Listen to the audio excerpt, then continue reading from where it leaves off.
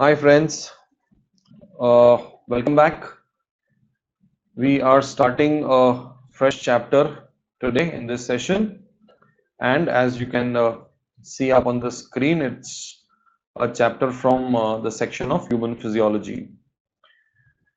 We are doing the chapter on excretion and osmoregulation. Uh, this chapter basically talks about two processes. One is excretion, one is osmoregulation. We will see accordingly both the parts. Now, before I open up the topic, uh, at the outset, it is very important that we know the fine difference between what is excretion and what is egestion. Right?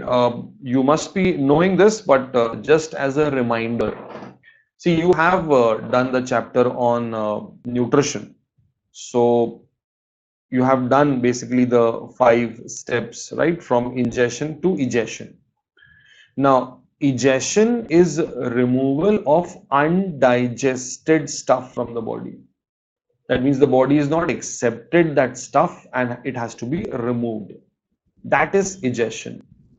On the other hand, excretion is removal of the metabolic waste, something which has been used by the body, some product is the outcome, and what the metabolic waste is remaining, right? ना पूरा process होने के बाद जो कचरा बचेगा, that has to be removed from the body, right? So something which is undigested, not even entering inside the cell, has to be removed is egestion. But something which is utilized, and after being utilized, what is the metabolic waste generated has to be removed, that is excretion, right? So please, if you are having this wrong idea about excretion and egestion being same, no, ऐसा नहीं है, please, right? तो पहले ही मैंने ये clarify कर दिया कि egestion अलग है और excretion अलग है, ठीक है? So what is excretion? Process of separation, collection and elimination. So 3-step process. You have to see, the waste is present in the blood. So from the blood it has to be separated. This is where all filtration comes, right? Your ultrafiltration, reabsorption, ये पूरा process है. Separation, you are separating it from blood. Collection, it has to be collected, right? The collection occurs in the urinary bladder. And then elimination, the process of micturition, or the process by which other excretory products are given out. So separation, collection and elimination of toxic waste products, especially nitrogenous waste. Excretion is always defined in terms of removal of nitrogenous waste product. See, we get energy from 3 substances, either carbohydrates, proteins or fats. These are 3 vital dietary components. Carbohydrate आप excess store कर सकते हैं in the form of glycogen in the muscles and the liver.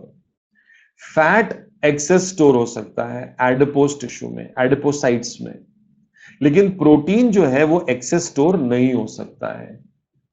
Right now, so protein has to be, excess of protein has to be broken down.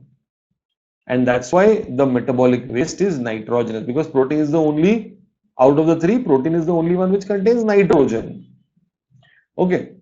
Waste products are formed due to catabolism of amino acid, glucose, glycerol, fatty acid. I told you, all of them will undergo metabolism, will undergo breakdown.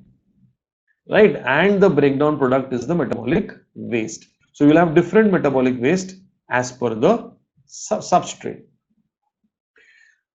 What are the other substances which are removed from the body apart from the metabolic breakdown products of diets, right? Now, so you will have unwanted substances like drugs, chemicals, okay, that we consume as medicines are called as drugs. Pigments, excessive vitamins B and C would be excessive vitamins. They cannot be stored in the body, water soluble. Carbon dioxide, obviously, it's a respiratory byproduct, eliminate, and water also coming through respiration.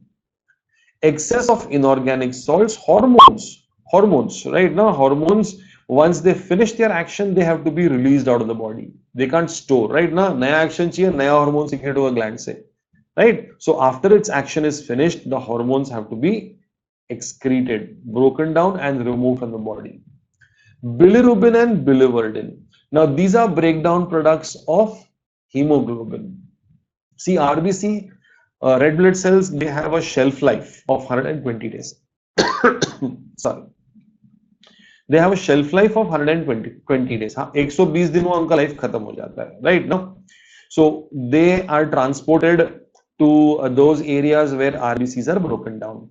RBC, once it is broken down, RBC का main component क्या है? Hemoglobin. Right now, hemoglobin is broken down into heme and globin. Globin protein है तो उसका amino acid बन जाएगा. Whereas heme बचता है, heme में iron है, तो iron निकल जाने के बाद जो बाकी बचेगा उसमें से बनेगा बिलिरुबिन और बिलिवर्डिन. सो अगेन बिलिरुबिन बिलिवर्डिन का एक्शन जो है, bacteria will act on them on the in the form of bile juice, right? Now the bile which is secreted will contain bilirubin biliverdin. So on entering the duodenum, right now, so we have action on the bilirubin biliverdin. Ultimately you will have stercobilin and urobilin, which will give color to the feces and the urine. So bilirubin and biliverdin again are breakdown products. Kidneys, they play a major role as an excretory organ in all vertebrates. Right now, we will see that invertebrates में what is the mode of excretion. आगे आ रहा है slide में. Skin helps in elimination of urea, inorganic salts and water through sweat glands, right? So that is also a mode of excretion. And lungs, they help in elimination of carbon dioxide and water, as you have already done this in the chapter of respiration. So this is a introduction to what is excretion. Now, see, excretion, the process of excretion is very closely related to the habitat of an organism. What is the habitat of an organism? Now, habitat plays a very important role, environment plays a very important role. We said excess of proteins, right? It cannot be stored in the body. So what happens when there is excess of protein? What happens to this nitrogenous amino acid? Right? Excess is transported to the liver, where it undergoes a process called as deamination. Right now, तो amino acid में से वो amino group निकाल देंगे, तो उसको हम लोग बोलेंगे deamination. Deamination, right? तो अब डीअमाइनेशन के बाद जो बनेगा वो होगा ammonia, right? Ammonia is highly toxic by nature, very toxic, right? As mammals we can not tolerate ammonia, we can not tolerate, right? So being toxic, it requires a very large amount of water for its removal. And out of all the habitats, which one has the maximum water at its disposal? Aquatic habitat, right? So aquatic habitat में ammonia as an excretory product is an absolute no problem. जैसे ही ammonia release हुआ, उसको dissolve करने के लिए आसपास पानी available है, राइट? 1 ग्राम अमोनिया टॉक्सिसिटी इतना है कि उसको डिसॉल्व करने के लिए you require 500 ml of water. Right? It is highly soluble in water, but the amount of water required is very high because of its toxicity. But when you come to mammals, when you come to land animals, the availability of water is an issue, right? You have to do with what water is available in the body. So what happens in organisms like man? This ammonia is processed and converted to urea, which is a relatively less toxic product. And it also requires less amount of water. So 1 gram of urea would require around about 500 ml of water. Sorry, it would have 50 ml of water. Now that isn't affordable for us. That is affordable for us. We can afford to give 50 ml to dissolve 1 gram of urea. Right? Around 25 to 30 gram of urea is excreted from our body per day. So अगर 50 ml पकड़ते हैं हम लोग तो around it is 1.5 liters. That is the amount of urine which is released from our body per day. Right? So देखो जैसे habitat change हुआ तो मोड excretory product भी change हो गया. Now you go to dry terrestrials, deserts, right, where water availability is still very difficult. Birds. So उसमें urea is more processed now. Urea is processed to uric acid. Right? Uric acid is their excretory product. Insects हो, dry terrestrials, birds, वहां पर it is uric acid. So three main types of excretory products emerge from our discussion now. You have organisms who can release ammonia, organisms which will process ammonia to a relatively less toxic urea, or other organisms which will further process urea to an absolute non-toxic uric acid. So accordingly, we've got three major types of excretion. We've got ammonotelism, we've got ureotelism, and we have uricotelism. Right? I have given you a very simple table so that these three can be differentiated properly. So ammonotelism में the nitrogenous waste is in the form of ammonia. Here it is urea, here it is uric acid. Ammonia is formed in the liver by deamination of amino acids. I just mentioned at the start of our discussion, excessive amino acids, amino group निकाल देंगे, deamination, तो अब क्या बन जाएगा? Ammonia. Right? अब ureotelism में that same ammonia which is toxic cannot be tolerated, but लेकिन उतना पानी भी available नहीं है remove करने के लिए. तो वो क्या करेंगे? It is formed in the liver by ornithine cycle. Ornithine cycle, please. I am discussing ornithine cycle at the end of the video, right? So please do pay attention because there have been questions coming from ornithine cycle in previous exams, not the latest NEET exams, but previous exams where questions have come from ornithine cycle. So we'll discuss this. It's a 5-step process, very easy. At the end of this video, I'm going to discuss ornithine cycle. So formed in the liver by ornithine cycle. Urea is formed in the liver. Urea is formed in the liver but excreted by the kidneys. Right? So please don't make this blunder.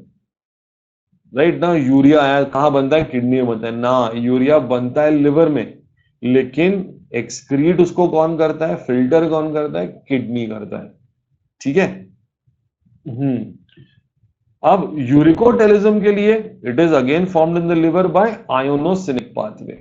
Right? This is not there for us. Ornithine है, inosinic नहीं है अपने को. Okay. Obviously first step में ammonia बनता है तो expenditure of energy is least. Processing लगता है तो यूरोटेलिज्म में relatively more expenditure of energy and uricotelism में there is a high expenditure of energy, obviously because water is being conserved. So although you are spending energy, but you are saving water. Highly toxic, toxicity less, uric acid is relatively non-toxic. Solubility in water is very high, medium, insoluble in water, right? Excreted rapidly in urine, right? The rate is comparatively slower and this is absolutely slow. Right? What do you mean by excreted rapidly in urine? That means, see, they are surrounded with water. They don't need, time and means that they can release this ammonia. They can release it any time. But यहाँ पर अपना rate of excretion is relatively less, slow है. और यहाँ तो एकदम slow है. The urine is dilute. Obviously 500 ml लिखा है, देखो यहाँ पे required dilute urine. Right? They are not bothered about conservation of water because it is aquatic habitat. यार क्या पानी का चिंता है उसमें तो. ठीक है. यहाँ पर it is concentrated urine. Obviously, we are concerned about the availability of water. तो जितना हो सकता है हम लोग पानी बचाने की कोशिश करेंगे. तो यूरिन अपना final urine which is released is concentrated. And uricotalism में thick paste or semi-solid pellets. Right now you may have experienced that. Oh, bird droppings coming right now. तो उसमें क्या होता है that the thick paste which is nothing but uric acid, thick paste. As I said, 550 ml and this is 10 ml. I forgot to mention this 10 ml. Right now 500 ml required for 1 gram elimination, 50 ml and this is 10 ml.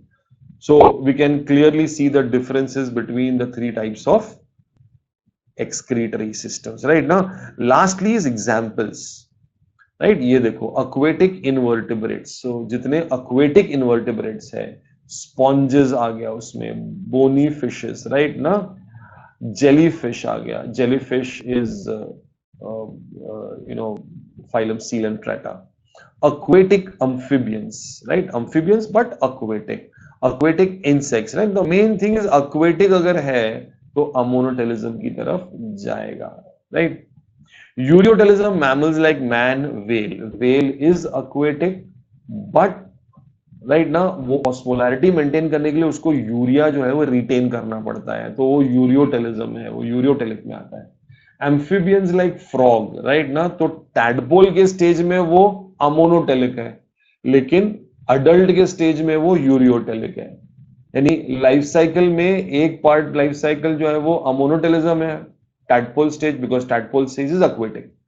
Frog के stage में वो अम्फीबियन हो जाता है, तो land water दोनों है, तो वहां पर it becomes ureotelic.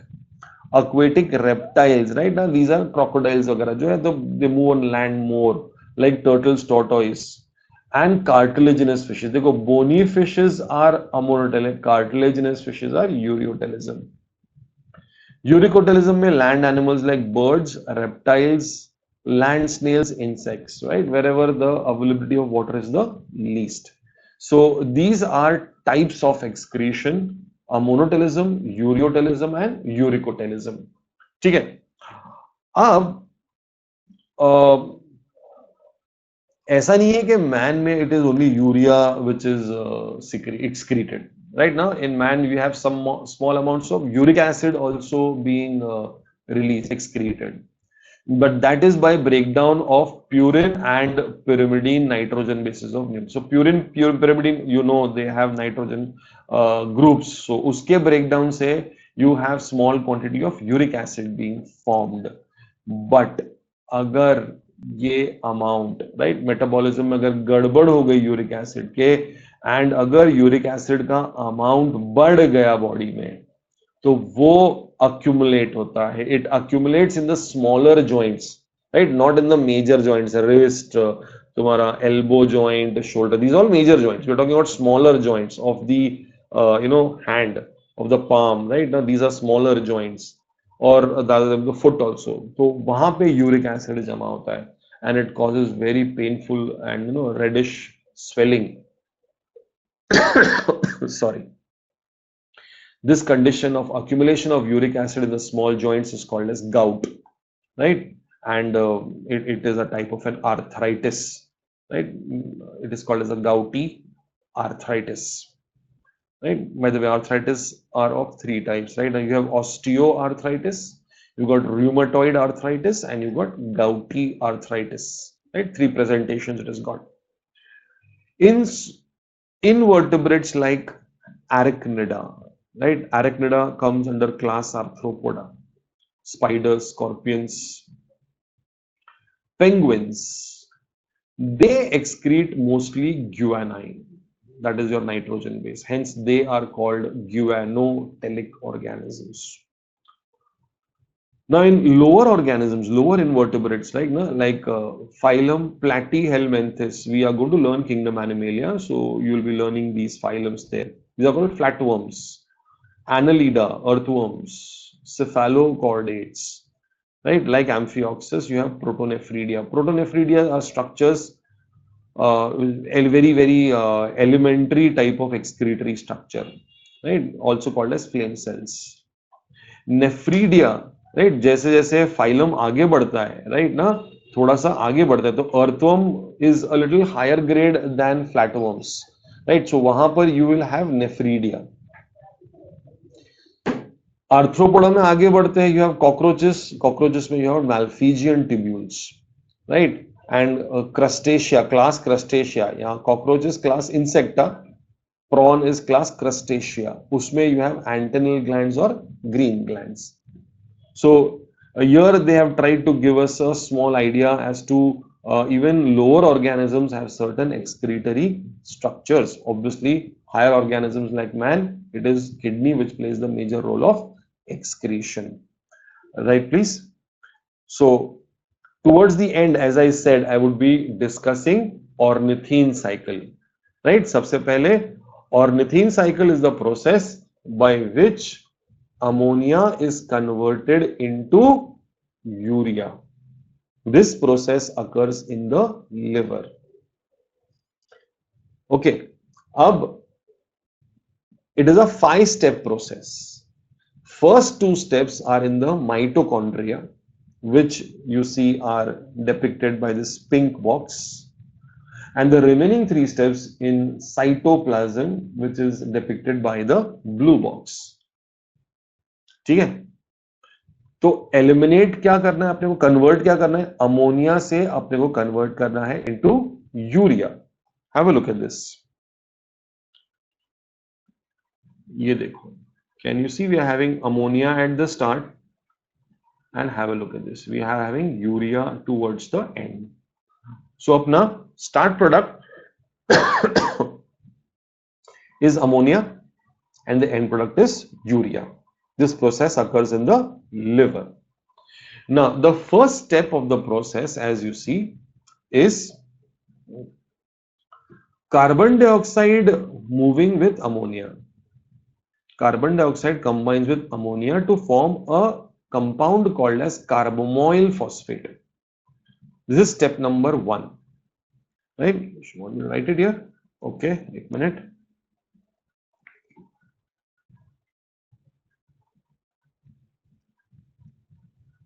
Step number 1, carbamoyl phosphate, and that too in presence of an enzyme which is called as carbamoyl phosphate synthetase. The name itself is explanatory. It is synthesizing carbamoyl phosphate. That's why the enzyme is called so.